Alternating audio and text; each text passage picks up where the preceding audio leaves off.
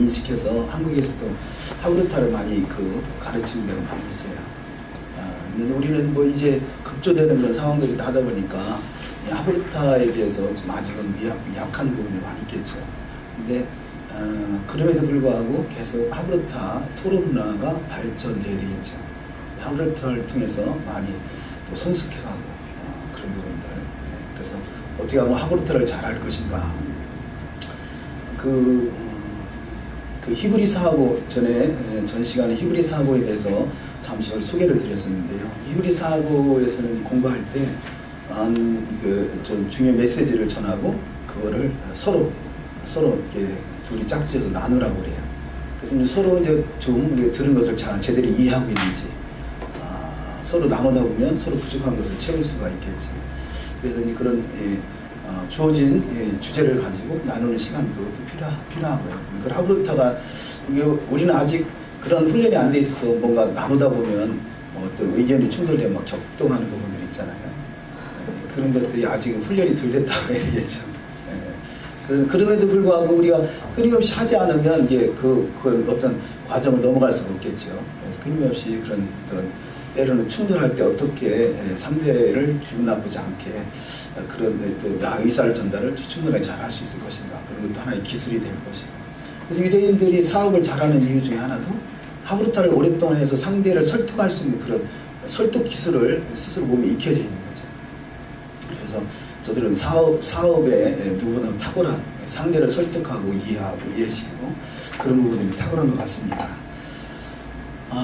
그래서 하브르타는 필요한데 우리가 그만큼 성숙함으로 나갈 것인가 이런 것이 하나의 또 지혜가 필요할 것입니다. 지난주에 우리가 누가복음 16장 있는 부자와 나사로의 예를 통해서 그 성경을 해석하는 법에서 성경 해석법에서 키아즘을 소개를 했었잖아요. 키아즘에서 16가지가 있는데 유대인이 주로 사용하는 키아즘의 방법 16가지 중에서 아주 중요하게 쓰여진 이 중에서도 고르라면 3가지를 설명했습니다. 그래서 키 구조가 있고 부위 구조가 있고 평행 구조가 있다. 그래서 이 부위 구조를 설명하면서 누가복음 16장을 예를 들었죠. 그래서 이 누가복음 16장 결론이 결국은 이 부자와 나사로를 A와 A-, B와 B-, C와 C-, 결국 결론이 뭐냐? 모세와 선지자를 통해서 들으라. 그래서 이 들으라 쉐마까지 연결해서 이 설명을 드렸습니다. 그런데 이 누가복음 16장을 통해서 모세와 선지자를 통해서 들으라. 이것이 결론이 이렇게 나잖아요. 이게 키아즘의 구조에다가 적용을 시켰더니 결론이 결국 부자가 간 음부와 나사로가 간 이 낙원과 결론이 모세와 선지자를 통해서 들으라라는 것이죠. 이렇게 결론이 났단 말이죠. 그래서 이 내용을 조윤동 장로님이 듣고 나서 끝나고 나서 너무 신기하다고 그렇게 말하더라고요. 모세와 선지자를 결론을 냈는데 그런데 우리나라에 수많은 목회자가 수많은 누가복음 16장 부자와 나사로의 설명을 하는데 과연 모세와 선지자의 말을 들으라라고 결론을 내는 사람이 한 번도 못 봤다는 거죠. 그렇잖아요. 누가복음 16장을 통해서 수많은 설교를 해왔고 들어왔고 그랬을 것이에요.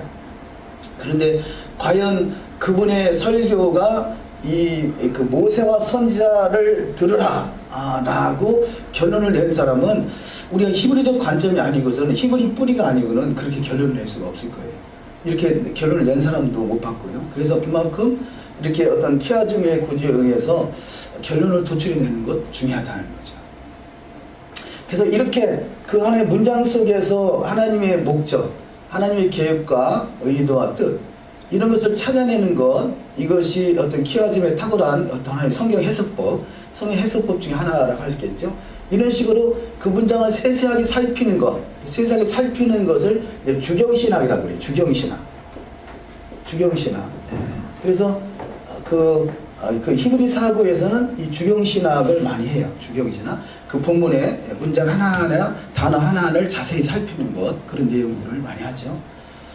그래서 우리가 지금 마태복음이 기록된 마태복음이 그 지금 단어 하나를 가지고 거기서 주어지는 메시지나 그 어떤 히브리적 사고로 이것을 어떻게 볼 것이냐, 그런 내용들이 많이 소개가 되어 있잖아요.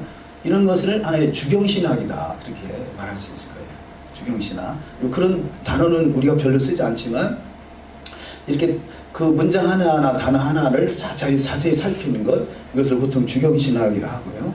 그래서 그런 부분에 대해서는 어떤 그 히브리 사고, 우리가 한국에 있는 히브리 사고를 하는 그런 그 커뮤니티에서는 그런 부분이 좀 탁월한 부분이 있다라는 거죠.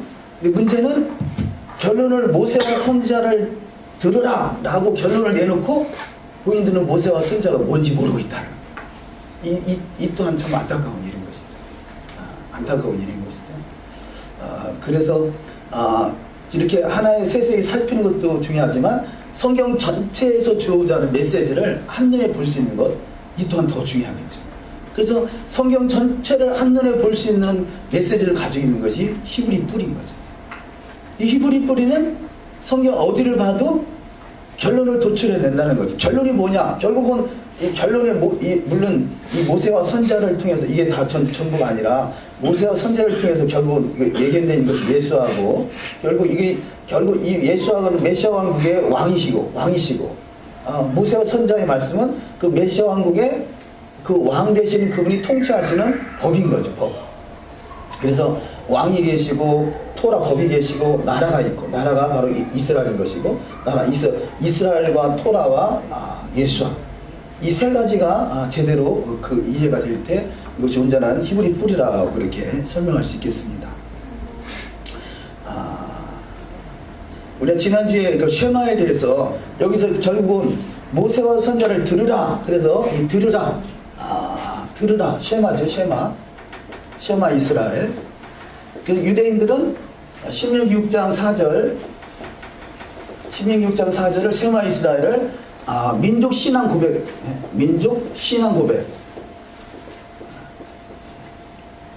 신앙 고백 그 본문으로 이렇게 여길 만큼 쉐마 이스라엘을 아주 소중하게 여긴다는 거죠. 그래서 이 신명기 6장 4절에서 9절을 우리가 예배 때마다 이렇게 히브리어로 또 낭송하고 낭독하고 또 한글로 낭독하고 있습니다만, 이 쉐마 이스라엘, 이 쉐마의 모든 초점들이 결국 모세와 선지자를 통해서 들으라는 것도 쉐마죠. 우리가 지금 보고자 하는 마태복음도 다 쉐마를 말하고 있는 거고요. 특별히 이 산상돈의 모든 메시지들도 다 쉐마를 말하고 있다. 그렇게 표현할 수 있겠습니다. 그래서 한마디로 이 성경 전체가 들으라는 거죠. 들으라는 거, 쉐마. 그래서 이 쉐마에 대해서 지난주에 신명기 6장 4절에서 9절까지를 설명을 좀 드렸습니다. 쉐마 본문, 민족 신앙 고백서, 신명기 6장 5절, 마음을 다하고 뜻을 다하고 힘을 다하고 다하는 것. 여기서 이 학가다도 나오고 테필린도 나오고 내주자도 나오고 아주 그런 메시지들을 우리가 전했습니다.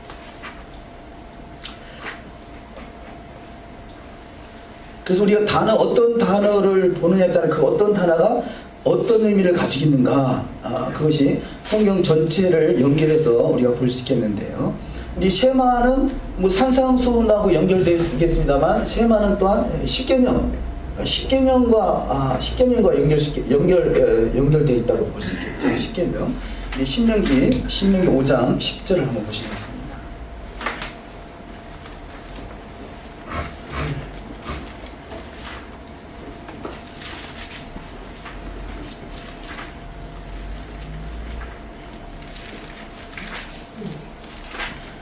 신명기 5장 10절, 나를 사랑하고 내 계명을 지키는 자에게는 천대까지 은혜를 베푸니라. 여기서 나를 사랑하고 내 계명을 지킨다라고 하면 우리 신약에서 어떤 본문하고 연결시킬 수 있을까요?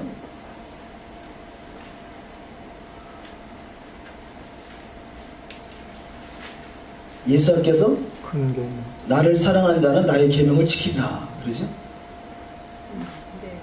그러니까 그 요한복음 14장 15절에서 나를 사랑하는 자는 나의 계명을 지키리라. 결국 예수께서 하시는 말씀도 결국 십계명을 말하고 있는 거죠. 십계명. 또 그 요한복음 14장 21절 이하 말씀에 제가 읽어드리면 나의 계명을 지키는 자라야 나를 사랑하는 자니 나를 사랑하는 자는 내 아버지께 사랑을 받을 것이요 나도 그를 사랑하여 그에게 나를 나타내리라. 예수께서 대답하여 이르시되 사람이 나를 사랑하면 내 말을 지키리니 내 아버지께서 그를 사랑하실 것이요 우리가 그에게 가서 거처를 그와 함께 하리라. 결국 나를 사랑하는 자는 그 나의 계명을 지키리라. 이 말씀이 요한복음 14장에서 하시는 말씀이 결국 십계명을 또 말씀하고 있는 것이고요. 그 십계명에 지금 보고 있는 말씀에 나를 사랑하는 요한복음 5장 10절 나를 사랑하고 내 계명을 지키는 자에게는 천대까지 은혜를 베푸느니라. 그럼 천대는 뭘 말할까요? 할렐루야. 평소에 설교를 잘 들으시면 금방 답이 나옵니다. 그렇죠. 우리 천대 그러면 뭘 이게 1대, 2대, 3대에서 천대를 생각할 수 있지만 결국 이것은 천대는 완전수를 말하는 것이고 영혼을 말하는 것이죠. 그러면 이 천대라는 단어를 보면 우리는 이게 메시아 왕국을 말하고 있구나. 결국 우리의 신앙의 여정의 완성은 메시아 왕국이란 말이에요. 그래서 천대라는 것은 메시아 왕국을 말하고 있구나. 그래서 메시아 왕국, 누가 메시아 왕국 입성하느냐? 나를 사랑하고 나의 계명을 지키는 자가. 나를 사랑한 자는 나의 계명을 지키리라 그러잖아요. 그래서 나를 사랑하고 내 계명을 지키는 자가 천대까지 은혜를 베푸느니라. 이 말씀을 통해서 결국은 내 계명을 지키는 것이 듣는 거죠. 쉐마 이스라엘 해야 이것을 지킬 수가 있겠죠. 그래서 히브리 뿌리의 관점은 어디를 봐도 종말을 볼 수 있다. 천년왕국이 종말이죠. 믿는 자에게는 천국이고 천년왕국이지만 믿지 않는 자에게는 심판의 날이잖아요. 그날이 심판이잖아요. 그러니까 종말인 거죠. 그래서 10초부터 종말을 말씀하셨고 우리는 어디를 보더라도 종말을 이야기할 수 있고 단어 하나 속에 그런 메시지를 다 주고 있다 할 수 있습니다. 우리가 요한복음 14장 23절에 제가 읽은 말씀에 우리가 그에게 가서 거처를 그와 함께 하리라. 그 거처, 자 나를 사랑하고 내 말을 지키는 자는 내가 그와 함께 거처를 함께 하신다는 거죠. 그 거처가 또 하나님이 거하시는 처소가 바로 이 천년왕국이고 그것이 하나님의 왕국이죠. 성전이죠. 성전. 하나님의 성전에서 함께 한다는 것은 그 주님의 신부라는 얘기 아니겠어요? 주님 신부가 주님과 함께 거처를 함께 한다. 그래서 지금 이 요한복음 그 신명기 5장에서 하는 그 십계명의 말씀도 결국 쉐마 이스라엘을 말하는 것이고 이 쉐마 이스라엘이 주님께서 나를 사랑하는 자는 나의 계명을 지키리라 라는 말씀, 거처를 함께 한다는 말씀과 그래서 우리가 마태복음 5장 17절에서 많이 이용하는 말씀인데요. 내가 율법이나 선지자를 폐하려는 줄을 생각하지 말라. 폐하려는 것이 아니라 완전하게 하렴이라. 그렇죠? 완전하게 한다. 그 율법의 완전함이 그 메시아 왕국인 거죠. 율법이 완전한 나라, 하나님의 나라, 메시아 왕국. 그래서 이 율법을 폐하려는 것이 아니라 완전케 하라. 율법이나 선지자를 폐하려는 것이 아니다. 오히려 완전하게 하려 합니다. 그 완전한 것이 바로 메시아 왕국이고 우리가 여기서 지금 그 누가복음 16장에서 모세와 선지자 이렇게 말했지만 결국은 모세라는 것은 율법을 말하는 거잖아요. 그 율법과 선지자. 그래서 신약에서 여러 군데 등장하는데 율법과 선지자라고 표현하든지 아니면 모세와 선지자라고 표현하는 것은 결국 같은 말이다. 우리가 율법과 선지자라는 단어를 나오는 성경 구절을 한번 찾아보시면요. 마태복음 5장 17절로 내가 율법이나 선지자를 폐하는 것이 아니라 하고 완전케 하려 합니다 라고 말씀하시죠. 우리가 누가복음 16장 천국과 낙원과 음부 이야기도 결국은 모세와 선지자, 율법과 선지자가 완전한 자가 들어가는 곳이다 라고 이렇게 해석할 수 있겠죠. 마태복음 7장 12절 말씀을 보면 마태복음 7장 12절 그러므로 무엇이든지 남에게 대접을 받고자 하는데도 대로 너희도 남을 대접하라. 이것이 율법이요 선지자니라. 누가복음 16장이나 마태복음 5장 17절이나 마태복음 7장 12절이나 같은 말씀하고 있다 할 수 있겠죠. 마태복음 22장 40절 마태복음 22장 40절에 이 두 계명이 온 율법과 선지자의 강령이니라. 그렇죠? 마음을 다하고 목숨을 다하고 뜻을 다하고 하나님을 사랑하라. 또 내 이웃을 내 몸같이 사랑하라. 이것이 율법과 선지자의 강령이다. 그래서 크게 어떤 키워드가 모세와 선지자, 율법과 선지자, 이것이 신약에서 전반적으로 흐르는 메시지의 하나라 할 수 있겠습니다. 누가복음 16장 16절에도 율법과 선지자는 요한의 때까지요. 그 후부터는 하나님 나라의 복음이 전파되어 사람마다 그리로 침입하느니라. 여기서 우리가 기독교에서는 오해를 많이 하죠. 율법과 선지자는 요한의 때까지니까 요한까지 끝났다라고 이렇게 해석을 하죠. 근데 그런 의미가 아니고 그 다음 구절에 보면, 그러나 우리가 누가복음 16장 17절을 한번 확인해 보도록 하십니다. 16장 17절.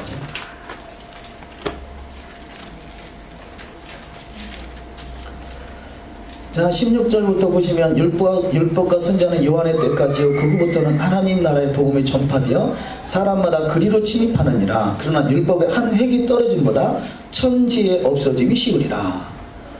16절만 보면, 딱 끊어서 보면 요한의 때까지 끝났다라고 볼 수 있겠지만 17절까지 보면 율법의 한 획이 떨어짐보다 천지에 없어짐이 쉬우리라.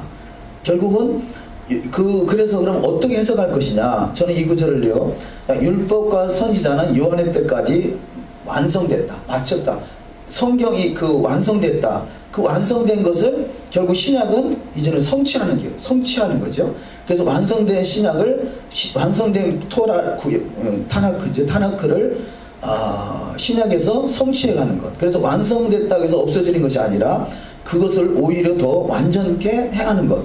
이 완성된 율법과 선지서를 이 보면요, 선지자라기보다 오히려 선지서라고 번역하는 것이 맞겠습니다. 그래서 율법과 선지자라는 것은 율법과 선지서. 여기 모세와 선지자 그러면 모세와 선지자 할 수 있겠지만, 모세는 율법을 말하고 선지자도 동일하게 율법을 한다면 율법과 선지서, 모세와 선지자, 같은 말이라 할 수 있겠습니다.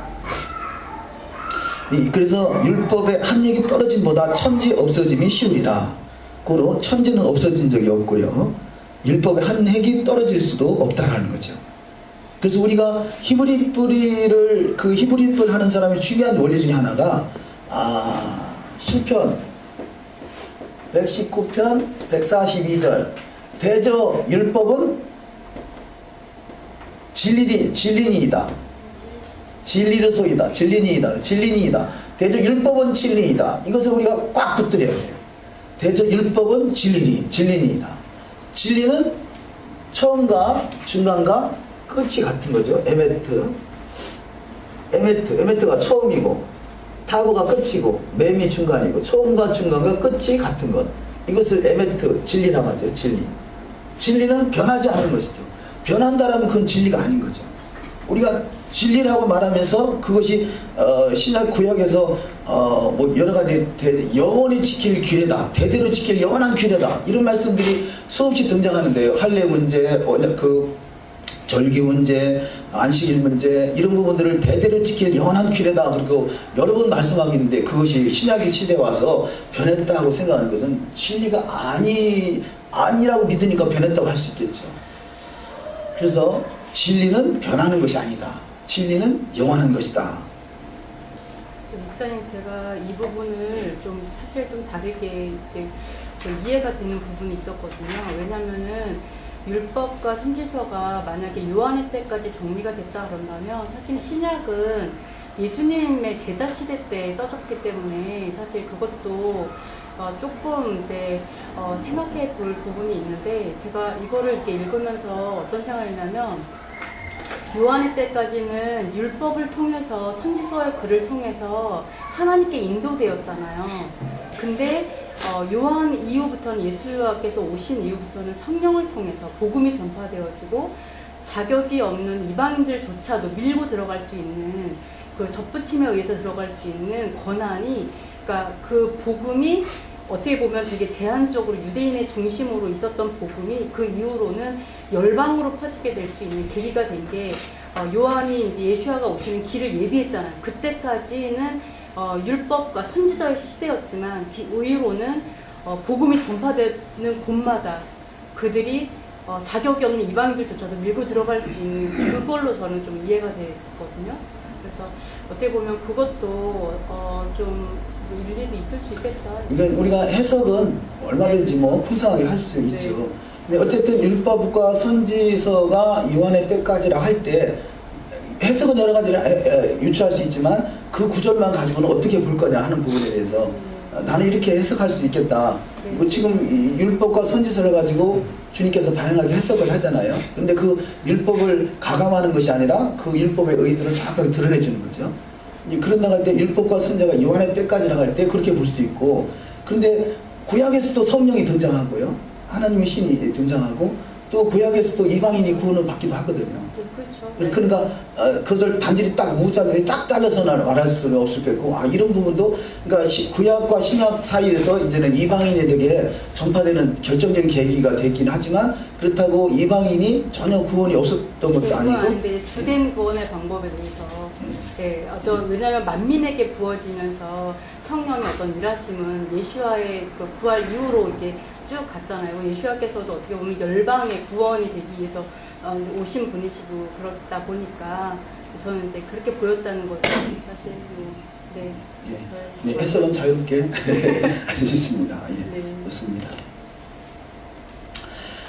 또 누가복음 24장 44절에 보면요, 또 이르시되 내가 너희와 함께 있을 때 너희에게 말한 바 곧 모세의 율법과 선지자의 글과 시편에 나를 가리켜 기록된 모든 것이 이루어져야 하리라 한 말이 이것이라 하시고, 여기서 모세의 율법, 선지자의 글, 시편, 시편까지도 인용해서 이것이 그 나를 가리키는 것이다.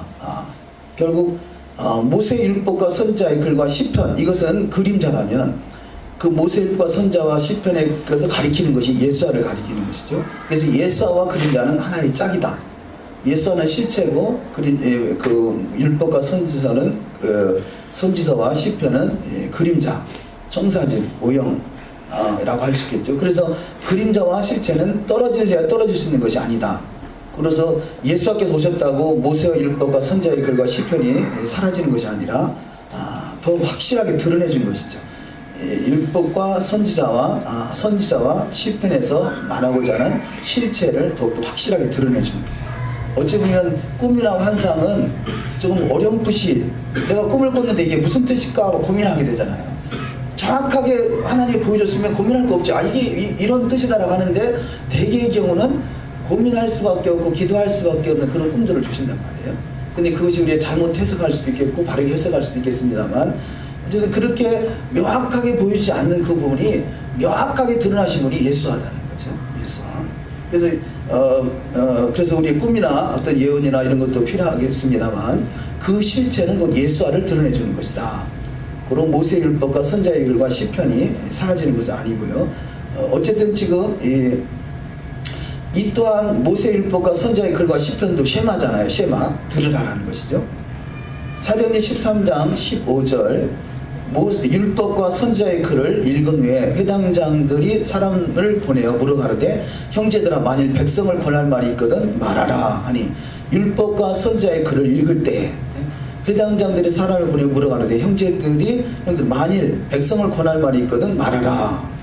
모세 율법과 선지자의 글을 읽고 있는 것을 볼 수 있고요. 사도행전 28장 23절, 저희가 일자를 정하고 그의 우거하는 집에 많이 오니 바울이 아침부터 저녁까지 강론하여 하나님 나라를 증거하고 모세의 율법과 선지자의 말을 가지고 예수의 일로 권하더라.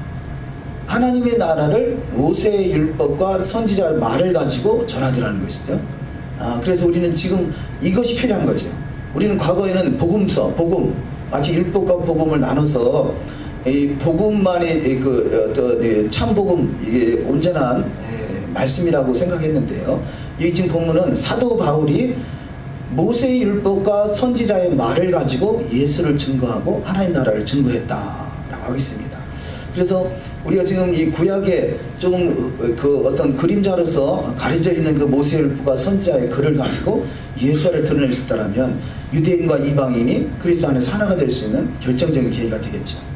우리가 지금 이스라엘에 대해 품고 있는 것은 많은 선지자들이 있지만 모세의 율법과 선지자의 글이 무슨 뜻인지를 잘 모르고 있다는 거죠. 그래서 이것이 안타까운 일인 것이고, 우리가 이 일을 감당할 삶을 감당해야 될 것입니다.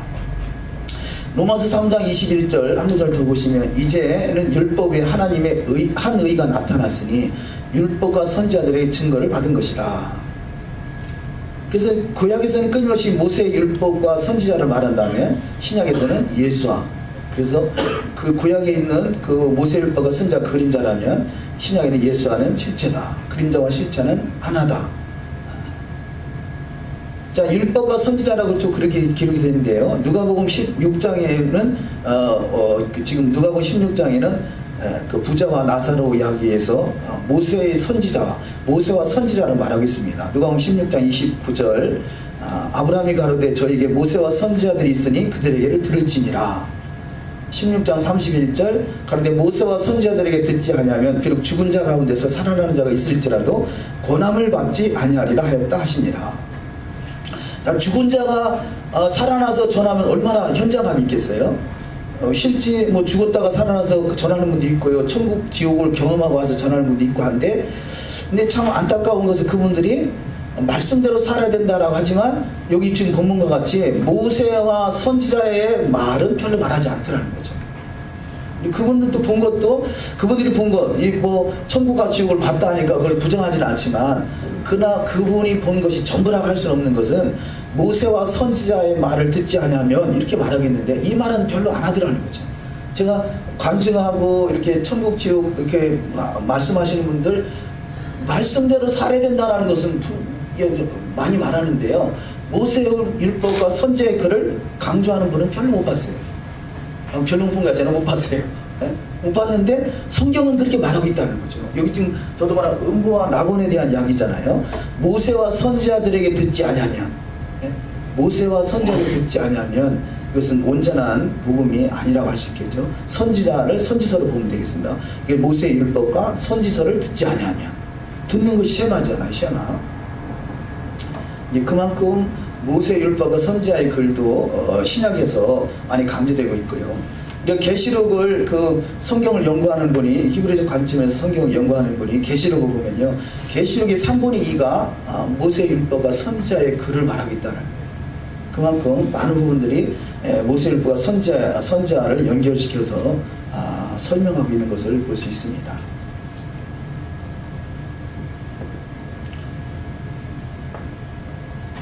이 모세 율법과 선지자의 글의 완성이 하나님을 경외하는 나라, 하나님을 경외하는 나라. 그래서 메노라죠, 메노라.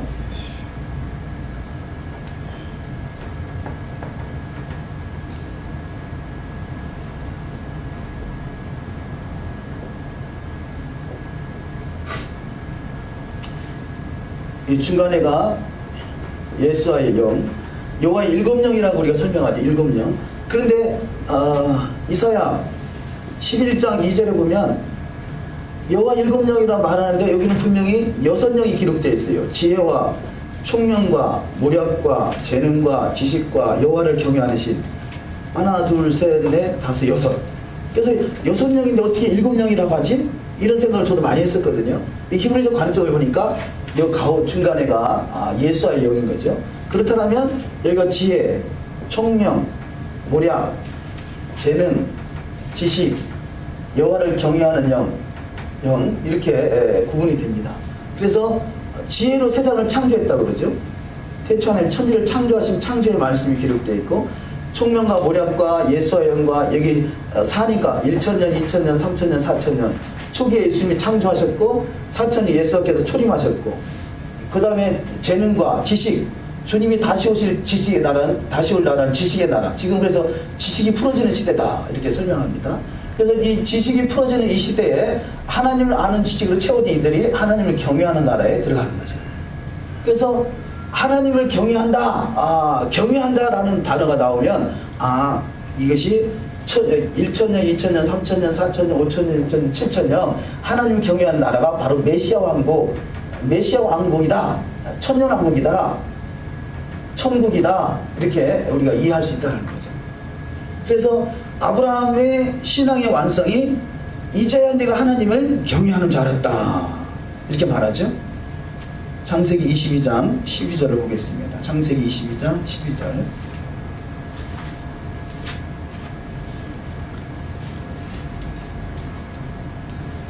사자가 가라사대 그 아이에게 내 손을 대지 말라. 아무 일도 그에게 하지 말라. 내가 내 아들 내 독자라도 내게 아끼지 아니하였으니 내가 이제야 내가 하나님을 경외하는 줄 아느라.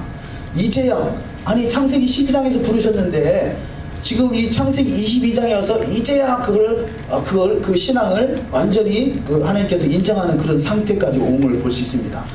창세기 12장에 부름 받을 때 본토 친척 아버지 집을 따라 내가 지살 땅으로 가라. 내가 너로 큰 민족을 이루고 복의 근원이 되게 하고 하늘의 별과 같이 바다의 모래와 같이 많은 자손을 주겠다고 약속하잖아요. 근데 그 시험을, 그 모든 과정을 잘 통과하는 것이 바로 여기서부터 이 창조, 우리가 창조가 있고요. 제가 창조가 됐고 다시 재창조, 이것은 뭐 구원, 거듭남 이렇게 표현할 수 있겠죠. 구원, 거듭난 자가 하나님을 경외하는 나라까지는 여정이 있다는 거죠. 그래서 창세기 12장에서 22장까지는 아브라함이 그 믿음을 인정받는 그런 여정이라 할 수 있겠습니다. 그래서 22장 1절에서 그 일 후에 하나님이 아브라함을 시험하시려고 그를 부르시되 아브라함 하시니 그가 가로되 내가 여기 있나이다. 지금 이제 하나님을 경외하는 믿음의 상태까지 가기 전까지는 끊임없이 시험이 있다는 거죠. 끊임없이 시험. 예수께서도 그 물에서 올라오실 때 성령 임하시면서 이는 내 사랑하는 아들이요 내 기뻐하는 자라 했지만 그 다음에 광야에 가서 40일간 금식하며 마귀에게 시험을 받듯이 예수께서도 그야말로 시험을 받는 그런 시험의 과정이 있듯이 우리는 끊임없이 시험이 있는데 시험을 통과해서 완전해지는 나라, 율법이나 선지자를 폐하는 것이 아니라 완전케 하려 합니다. 그 완전함이 이루어지는 것이 하나님을 경외하는 나라, 그것이 메시아 왕국이고, 그래서 완전이란 단어는 탐임, 그 흠이 없다, 흠 없는 제물로 하나님께 드려진다.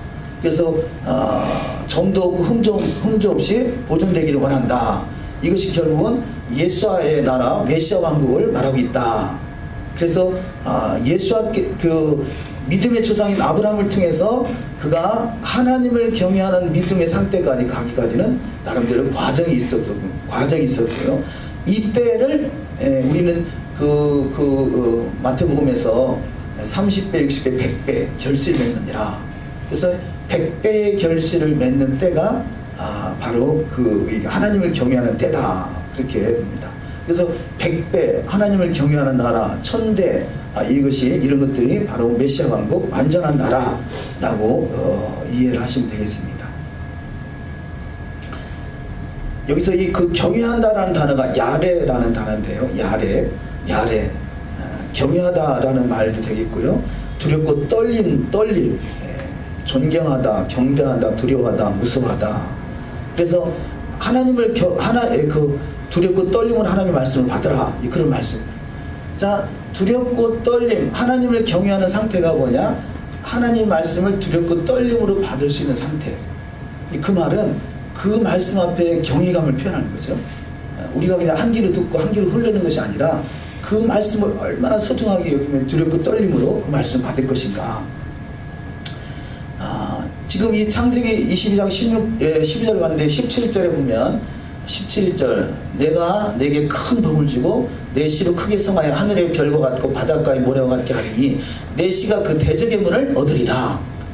여기 대적의 문, 이 대적의 문이 아담과 하와가 에덴에서 쫓겨나는 것은 대적의 문을 그 하나님의 천국문, 문을 빼앗긴 거죠. 문을 빼앗겼는데 결국은 그가 지금 아브라함이 그 잃어버렸던 문, 하나님의 천국문을 다시 회복하는 거죠. 그래서 이 제사장이 하는 역할이, 제사장이나 유사하는 역할이 그 재판장이 성문에 앉아서 판결을 하는 일을 하는데 바로 성문. 누가 그 대적문을 얻을 수 있느냐? 지금 아브라함 같이 하나님을 경외하는 믿음을 가진 자가 대적의 문을 얻고 또 너와 내 씨가 대적의 문을 얻으리라. 그러죠? 그래서 이 대적의 문, 그러면 에덴에서 쫓겨나서 결국 에덴의 권세를 빼앗긴 것을 회복하는 것, 그렇게 이해할 수 있겠고요. 대적의 문 또한 이것이 메시아 왕국에 입성하는 것으로 이해할 수 있겠습니다. 말라기서 3장 16절 한 번씩, 말라기서 3장 16절, 말라기서 3장 16절.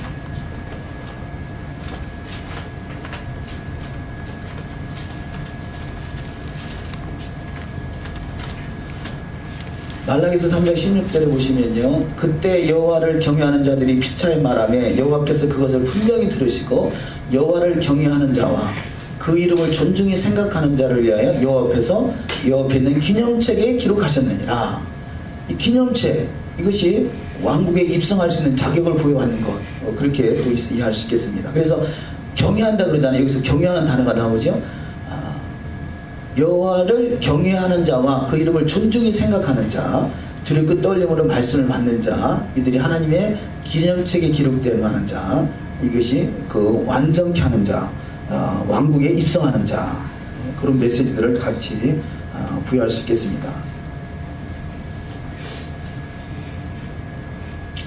그래서 이런 것들을 이제 믿음으로, 아브라함은 믿음의 사람이라 그러죠. 믿음의 사람. 그래서 믿음이라는 단어나 쉐마라는 단어나 같이 연결해서 우리가 해석할 수 있겠는데요. 믿음, 쉐마. 그것을 믿음은 곧 듣는 것이죠. 로마서 10장 10절에 보면요, 사람이 마음으로 믿어 의에 이르고 입으로 시인하여 구원에 이르느니라. 그래서 믿어 의에 이르고 입으로 시인하여 구원에 이른다. 그 믿어 의에 이르고, 이것을 하나님을 경외하는 믿음. 의에 이를 수 있는 믿음이 뭐냐? 하나님을 경외하는 믿음. 믿어 의에 이르고, 그것이 하나님을 경외하는 믿음. 입으로 시인하여 구원에 이르느니라. 그것은 순종한다는 걸 말이죠. 입으로 시인해서 구원에 이른다. 믿어 시인하여 구원에 이른다는 것은 결국 하나님을 경외하는 믿음으로 하나님 말씀 앞에 쉐마, 순종해서 결국 구원을 완성시킨다. 그렇게 이해할 수 있겠는데요. 그래서 입으로 시인한다 라는 단어가 헬라어로 호몰로게오, 그런데요. 그래서 입으로 시인한다, 그 단어가 동의하다, 약속하다, 확언하다, 시인하다, 동일한 것을 말하다, 그런 뜻을 가지고 있습니다. 동일한 것을 말하는 것. 믿음이라는 것은 곧 순종을 의미한다. 동일하다는 거죠. 믿음과 순종은 동일하다. 그래서 우리가 동전의 양면과 같다, 그렇게 표현하죠. 믿음은 곧 순종이다. 믿어 의에 이르고 입으로 시인하여 구원에 이르느니라. 로마서 10장 11절 12절에 보면요, 성경이 이르되 누구든지 그를 믿는 자는 부끄러움을 당하지 아니하리라 하니 유대인이나 헬라인이나 차별이 없음이라 한 분이신 주께서 모든 사람의 주가 되사 그를 부르는 모든 사람에게 부유하시도다. 누구든지 그를 믿는 자는, 그래서 믿음이라는 것은 그 하나님을 경외하는 것, 여호와의 말씀 앞에 쇠마하는 것, 이가 바로 부끄러움을 당하지 아니하는 믿음을 가진 자다, 이렇게 말할 수 있겠고요. 로마서 10장 13절 말씀에도 누구든지 주의 이름을 부르는 자는 구원을 받으리라. 아까는 10장 10절에서는 시인하여 믿고 시인할 때 구원에 이른다고 했고요. 지금 로마서 10장 13절에서는 부르는 자, 주의 이름을 부르는 자는 구원을 얻는다 라고 했고요. 또 마태복음 7장 21절에 보면 나더러 주여 주여 하는 자마다 다 천국에 들어갈 것이 아니요 다만 하늘에 계신 내 아버지의 뜻대로 행하는 자라에 들어가리라. 그래서 믿어 구원에 이르고 시인하여 구원에 이르고 이름을 부를 때 구원에 이르고, 이것은 곧 하나님 아버지의 뜻대로 행하는 것을 말한다. 하나님을 경외하고 그 말씀 앞에 말씀을 시인하여 순종하는 자. 그래서 로마서 10장 16절에 보면요, 그러나 그들이 다 복음을 순종하지 아니하였도다. 이사야가 이르되 주여 우리가 전한 것을 누가 믿었나이까 했으니, 그래서 복음을 순종하는 것과 믿음과 같이 표현하고 있습니다. 복음을 순종하지 아니하였도다. 이사야가 이르되 주여 우리가 전한 것을 누가 믿었나이까. 순종과 믿음을 같이 해석하고 있습니다. 로마서 10장 17절 말씀도 그러므로 믿음은 들음에서 나며 들음은 그리스도의 말씀으로 말미암느니라. 말씀. 믿음은 들음에서 나며 들음은 그리스도의 말씀이다. 여기서 그리스도의 말씀이다 표현하잖아요. 그리스도의 말씀. 그래서 말씀은 말씀인데, 우리가 구약적인 개념은 옛 언약, 돌판에 기록된 언약을 옛 언약 그러고요. 신약의 언약을 새 언약으로 표현하는 것은 그리스도의 말씀, 그리스도 안에서 말씀이죠. 그리스도 안에. 그리스도가 빠지면 천하 없어도 구원받을 자가 없죠. 왜냐하면 율법을 완전케 하는 자가 구원에 이를 텐데, 누구든지 죄가 없는 사람 없다 그러죠. 율법을 완전케 할 수 있는 자가 없는 거죠. 그리스도의 말씀으로만, 그리스도 안에서만 가능한 것이죠. 스가랴 14장 9절 14장 스가랴 14장 9절에 여호와께서 천하의 왕이 되시니 그날에는 여호와께서 홀로 한 분이실 것이요 그 이름이 홀로 하나이실 것이라. 자, 천하의 왕이 되시는 때가 언제냐? 그날이다 이렇게 말합니다. 스가랴 14장 9절이요. 천하의 왕이 되시니 그날에는. 그러면 그날은 언제라는 거죠? 천하의 왕이 되는 때죠. 천하의 왕이 되는 때가 바로 메시아 왕국이죠. 메시아 왕국. 주님이 친히 오셔서 천하의 왕이 되셔서 통치하는 나라. 그래서 성경에서 그날 이런 단어가 나오면 메시아 왕국을 말하는구나. 아까 그 천대까지 은혜를 베푼다 그러면 메시아 왕국. 여호와를 경외한다 메시아 왕국. 그렇다면 그날라는 단어가 바로 천국이고 메시아 왕국을 말한다. 왜냐하면 천하의 왕이 되신 날이 그날이라 표현합니다. 그렇죠? 그날. 그래서 이런 단어 그날, 주의 날, 여호와의 날, 마지막 날 이런 단어가 마지막 이런 단어가 나오면 이것은 종말의 때 곧 메시아 왕국을 말한다.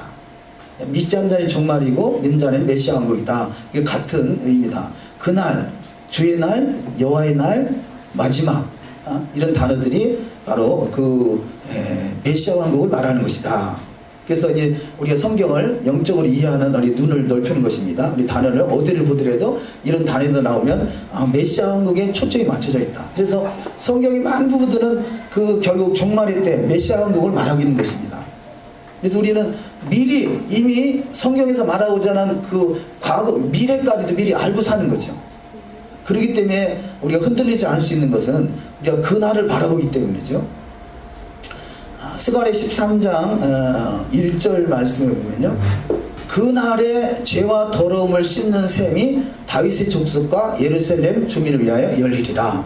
스가랴 13장을 보실까요? 13장 1절. 스가랴 13장 1절. 그날.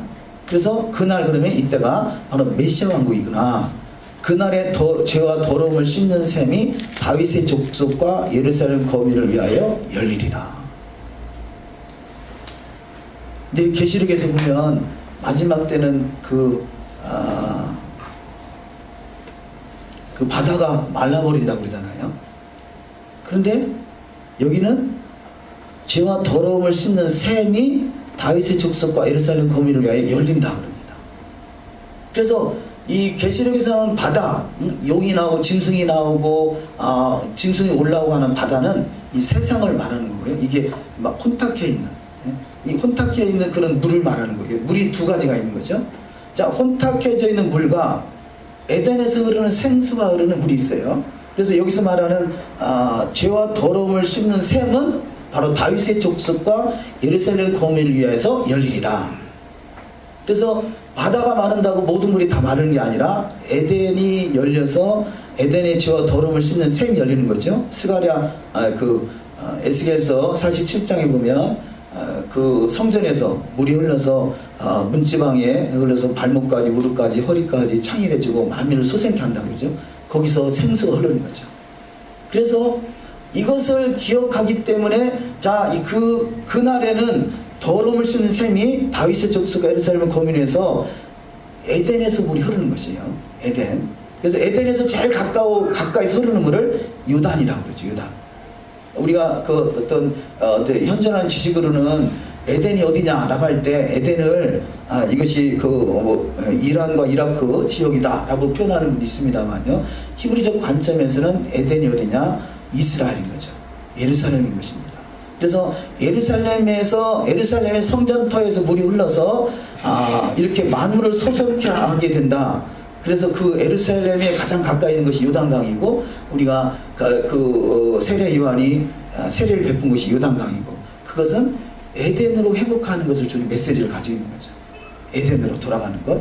에덴에서 처음에 한 물이 흘렀어요. 그런데 네 강으로 흐르게 되죠. 그 네 강으로 흘러가는데 첫 번째가 거기서 하나의 강이 흘러서 그것이 네 개의 강으로 해서 세상을 다 세상으로 흘러가게 되는데요. 그 흐르게 되는 근원이 에덴의 입구에 있는 요단이다. 그래서 우리가 침례를 받는 것은 에덴으로 돌아가는 것을 우리가 미리 경험하는 것이죠. 에덴에 돌아가자는 메시지를 주고 있는 것입니다.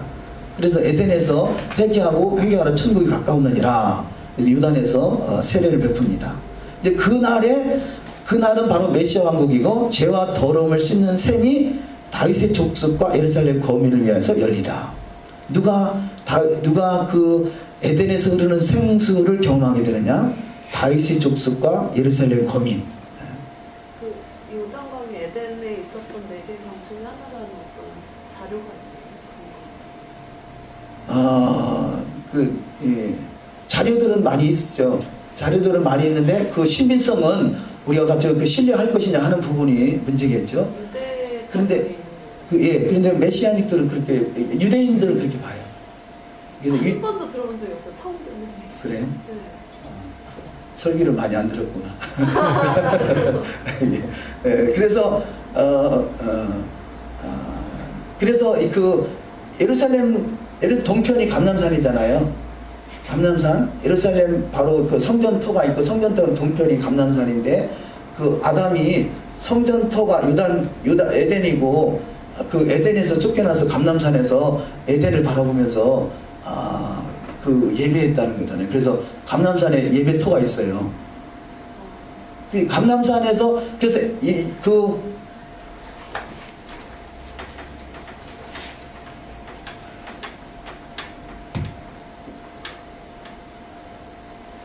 여기가 성전산, 성전이 있는 곳이죠. 여기가 감람산. 이 성전산에서 감람산까지 지금은 다리가 없는데 예전에는 다리가 있었다고 그래요. 근데 다리가 이 900m 되는데 여기서 붉은 암송아지를 잡은 거죠. 붉은 암송아지를 잡아서 재를 가지고 유단에서 흐르는 물과 섞어가지고 여기서 정결의식을 행하는데 이런 의미들이 우리가 붉은 암송아지가 뭔가 어떤 의미가 구체적으로 잘 모르거든요. 정확하게 말하지 않기 때문에. 근데 붉은 암송아지 사건은 뭐냐면 결국 우리가 지금 이 성전산이 있는데요. 이 성전산에서 예수께서 골고다가 어디냐? 그래서 골고다가 여기쯤 된다 뭐 여러 가지 학설이 있습니다만 비아 돌로르사에서 성전산 중심으로 나온 비아 돌로르사 그 골고다로 가는 길을 표시는 해놨습니다만 히브리적 관점으로 이 골고다가 어디냐? 거기서 십자가에 달린 데가 어디냐? 바로 여기를 보죠. 여기를 보면서 여기서 봐야 이 성전터가 이 성전문이 여기서 황금문을 통해서 성소와 지성소가 일직선으로 보이거든요. 왜냐하면 성소와 지성소 예수께서 십자가에 죽으시 운명하실 때 여기가 성전문이 열리고 이 성전에 그 회장이 찢어졌다고 했잖아요. 회장을 여기서 볼 수 있나요? 여기서 볼 수 있나요? 못 보거든요. 여기서만 볼 수 있는 거죠. 근데 여기서 일직선으로 지금은 다리가 없는데 과거엔 다리가 있었고 이 다리를 통해서 여기서 그 붉은 암송을 잡고 붉은 암송을 잡았던 이것이 예수와의 골고다가 있는 곳이다. 십자가의 사건이 여기서 진행됐다. 근데 전혀 그런 지금 유적은 여기는 없죠. 승천교회 눈물교회 이런 교회들이 있지만 이런 내용 우리가 지금 여기서 십자가에 죽으신 곳이다 그런 내용들은 없습니다. 근데 예수께서 여기서 감람산 겟세마네 동산에서 기도하셨잖아요. 기도하신 그곳이 바로 주님의 운명하신 곳이다. 승천하신 곳이다. 그렇게 이해를 하죠. 과거에 이스라엘과 그 근처에 있는 땅들이 에덴 동산이었을 거라고 추정을 할 수 있는 거죠. 이라크 쪽이 아니라. 근데 지금 유대인 자료들을 보면요, 우리는 지금 요단강이 아주 조그만 강이잖아요. 물론 우기 때는 물이 많이 있지만 평소에는 물이 없단 말이에요. 그러면 여기서 네 강이 흘러서 기슨과 이렇게 유브라데강과 히데겔과 그 많은 물이 어디가 있느냐. 그런데요, 요단 지금 성전산 밑에는요 엄청난 강이 흐르고 있다고 그래요. 근데 과거에 흘렀던 거예요? 예? 과거에 흘렀던 거예요? 아니 지금은 흐르고 있다고 그래요. 그런데 왜냐하면 그게 그 어떤 지진이나 이런 것들에 의해서 묻혀을 했다는 거죠. 그래서 예전에 그러더라고요. 여기가 에덴이라 그랬더니 조현동 장로님이 궁금한 것도 많아요. 아니 그쪽 에덴이 여기서 그 에덴 동산이 그건 조그맣단 말이거든요. 에덴이 조그맣다 그러길래 저도 가만히 생각해봤어요. 에덴이 그만큼 그렇게 작은가? 이렇게 전승에 보면요 유대인들의 자료들을 보면 에덴이 엄청 크거든요. 그래서 에덴은 우리가 에덴 동산에서 쫓겨난 거지 에덴에서 쫓겨난 건 아니거든요. 그러니까 에덴은 성경에 보면 동편에 에덴이 있다고 써 있어요. 그러니까 그러면 어디가 기준으로 동편이냐 그렇다 보니까 이제 이라크 쪽이 에덴이 있지 않을까 이렇게 얘기가 나왔고 또 그쪽에 에덴이라는 정말 그 지역이 있으니까 그래 얘기했는데 어쨌든 성경의 창세기에는 동편에 에덴이 있고 그다음에 그 에덴에서도 그 안에 그 동산이 에덴의 그 가든이 있고 그 가든에서 쫓겨났잖아요. 근데 에덴 동산에서 계속 살았죠. 그러니까 이제 가인한테 그 에덴의 동쪽으로 이렇게 쫓겨났잖아요. 가인이. 그러니까 에덴에서 살았죠. 가든에서만 쫓겨났고. 그래서 내가 그렇게 이제 조장님의 그 말씀을 듣고 가만히 생각하니까 그러네. 그래서 이걸 어떻게 해석할까 생각 중에 떠오르는 거예요. 에덴과 동산을 달리 보는 거죠. 에덴은 동산이다라고 하니까 물론 에덴은 동산이죠. 근데 동산은 에덴이다가 아니라 에덴에 동산이 있는 거예요. 그러니까 에덴은 어디냐? 유브라데스부터 애국강에서부터 유브라데스까지가 에덴이고, 동산은 여기 지금 성전산이 동산이다. 그렇게 이해가 되니까 그럴 수도 있겠다 싶은 거예요. 자, 동산에서 쫓겨난 것이지. 에덴에서 쫓겨나기보다 동산에서 에덴 동산에서 이 성전산에서 쫓겨났다 그렇게 이해가 돼요. 근데 이제 동쪽에 에덴이 있다 이렇게 하니까 저희는 이제 원래 이스라엘이 기준이잖아요 성경에서. 그럼 이스라엘 기준으로 동쪽에 에덴이 있지 않았을까 이렇게 생각을 좀. 근데 그 동쪽이라는 단어가 케뎀이잖아요. 케뎀. 네. 케뎀은 동쪽이라는 의미도 있지만 원래 그는 창세 전에 어머니 속에서 그러니까 하나님 안에서를 창세 전 하나님 안에서를 케뎀이란다는 거죠. 케뎀. 그러니까 에덴 동쪽 하면 에덴 동쪽 사실은 지금 이란 이라크가 이쪽에 있단 말이에요. 동북쪽에 있죠. 한참 올라가야 된단 말이에요. 동북쪽이나 북쪽이라고 해야 될 텐데 지금 동북쪽이 맞겠죠. 동북쪽. 그런데 에덴 동쪽은 정확하게 여기인데요. 그래서 동쪽이라는 단어가 케뎀인데 케뎀은 그 메시아닉의 해석이 그래요. 메시아닉은 케뎀을 동편이란 의미보다 창세 전 하나님 안에 그 하나님 안에서 에덴이 어디서 나왔냐? 하나님 안에서 나왔다. 그런 의미로 케뎀이라는 단어를 쓴다. 이렇게. 동쪽이라는 단어보다 케뎀, 하나님 안에서 나왔다. 그런 의미로 해석을 합니다. 13장 2절에 보시면 2절 만군의 여호와가 말하노라 그날에 이 그날이 언제라고요? 메시아 왕국 그렇죠? 그날에 내가 우상의 이름을 이 땅에서 끊어서 기억도 되지 못하게 할 것이며 그래서 메시아 왕국에서는 우상의 여기 지금 우상의 이름이 이 땅에서 끊어지고요 또 거짓 선지자와 더러운 사기를 이 땅에서 떠나게 할 것이며 그래서 에덴은 바로 우상이나 거짓 선지자와 더러운 사기들이 더 이상 발붙일 곳이 없는 곳이 되겠습니다. 사기, 귀신 이렇게 말할 수 있겠죠. 그래서 에덴은 바로 회복되는 그 죄와 더러움을 씻는 셈이 다윗의 족속과 예루살렘 거민을 위해서 열리는 곳. 그러니까 계시록에서 아니 바다가 말랐다고 하면서 여기 또 물이 또 흐르는 건 뭐예요? 그럴 때 다른 것이에요. 여기서 나오는 흐르는 물은 하늘에서부터 그야말로 케뎀에서부터 나오는 에덴에서 나오는 그야말로 생수가 되는 거고요. 바다에 있는 것은 그야말로 혼탁한 것. 혼탁한 것. 그래서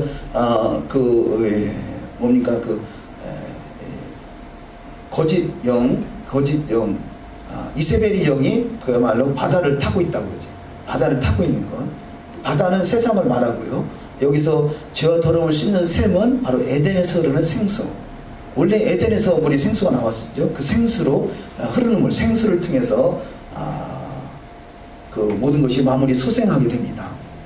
계시록 16장이죠. 계시록 16장에 그 여섯째 천사가 그 대접을 큰 강 유브라데의 소돔에 강물이 말라서 동방에서 오는 왕들의 길이 예비되었더라. 큰 강 유브라데의 소돔으로 강물이 말랐다. 그렇죠. 이 강물, 세상에 있는 강물은 말라지고 에덴에서 흐르는 생수는 다시 터지고 그것이 에덴으로 회복되는 과정이다. 이렇게 할 수 있겠습니다.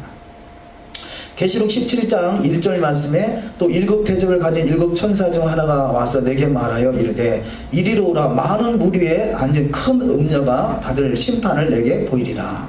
많은 물 위에 앉은 큰 음녀, 이것이 큰 음녀, 이것이 결국은 많은 물, 어찌 보면 이 세상을 물이라 표현할 수 있는데요, 음녀가 타고 있는 것은 바로 나중에 그 유브라데강, 말라질 수밖에 없는 물인 것이죠. 그래서 음녀의 지배를 받는 것은 다 말라지게 됩니다. 생수가 터져서 그 생수로만 다시 살아나는 시대가 다시 주님의 나라라고 할 수 있겠습니다. 창세기 1장 9절에 하나님이 이르시되 천하의 물이 한 곳으로 모이고 묻이 드러나라 하시매 그대로 되니라. 마지막에 에덴은 생수가 터져서 흐르는 물이 되고 만물을 소성케 하게 될 것이고요. 결국 유브라데는 음녀가 앉은 고인물들은 다 말라지게 되고, 이 또한 토라도 마찬가지죠. 토라가 없는 것은 다 그 유브라데와 같이 이 바벨론이 망할 때 망하게 될 것이고, 토라는 생수가 돼서 만물을 소성케 하게 될 것입니다. 계시록 16장 13절에 보면 또 내가 봄에 개구리 같은 새 더러운 영이 용의 입과 짐승의 입과 거짓 선지자의 입에서 나오니, 용의 입과 짐승의 입과 거짓 선지자, 토라를 거역하는 것은 결국 거짓 선지자고, 이것이 미혹하는 것이 용이고 짐승이고, 이것은 유브라데 왕 같이 결국 말라질 수밖에 없는 것입니다. 오늘 주고자 하는 중요한 메시지 중에 하나가요, 신명기 6장 6절을 한번 다시 보시겠습니다. 신명기 6장 6절.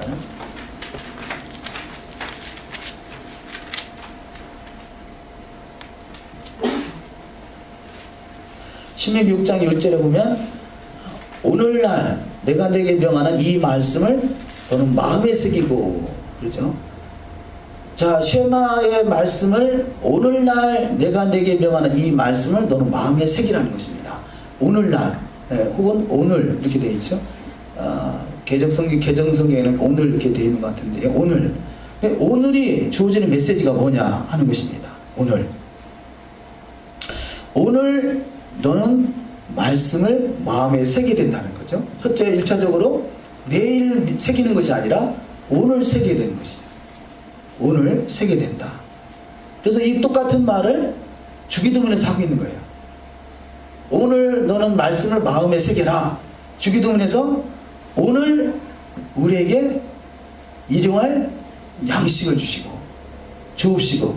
그래서 바로 이 말씀을 마음에 새기는 것, 이게 일용할 양식이라는 거죠. 오늘.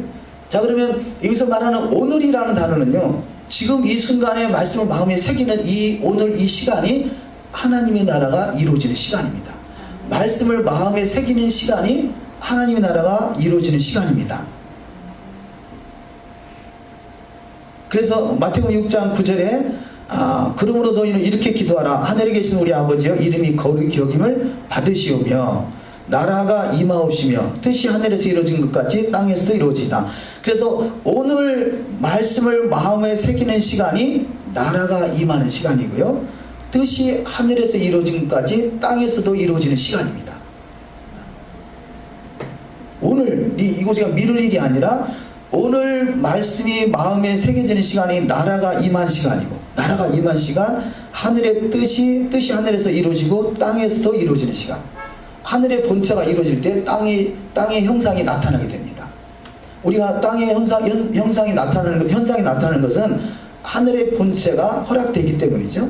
우리가 다니엘이 그가 20일간 금식하며 기도할 때 하나님은 첫날부터 다니엘의 기도를 들었다 그래요.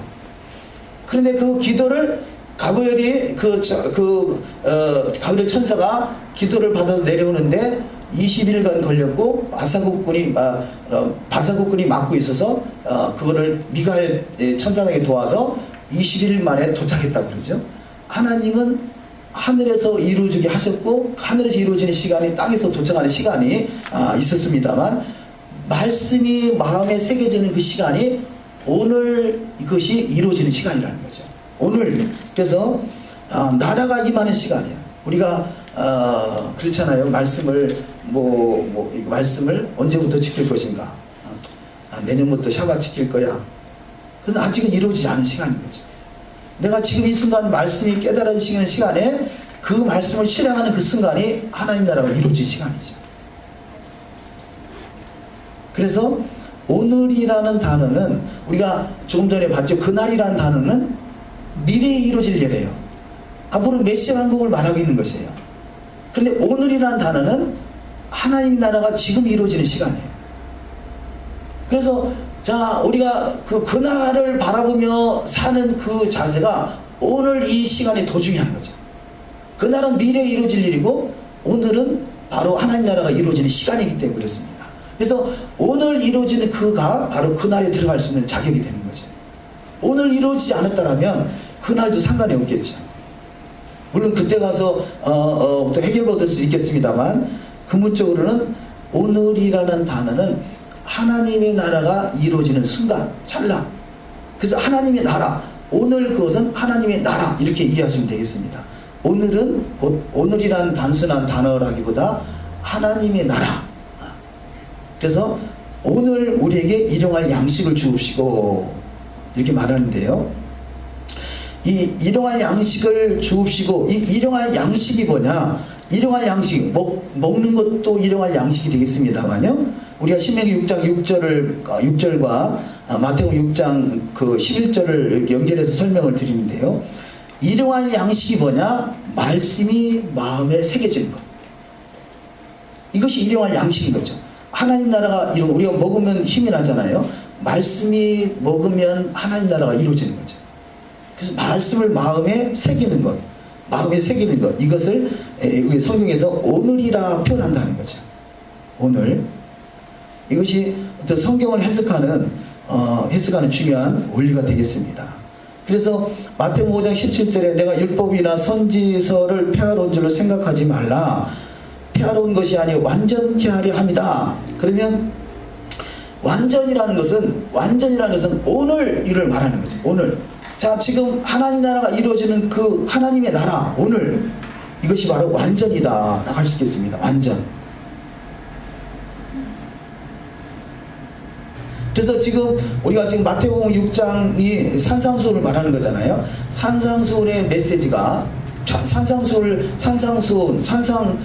천국복음이라고 그러잖아요. 천국이 언제 이루어지느냐?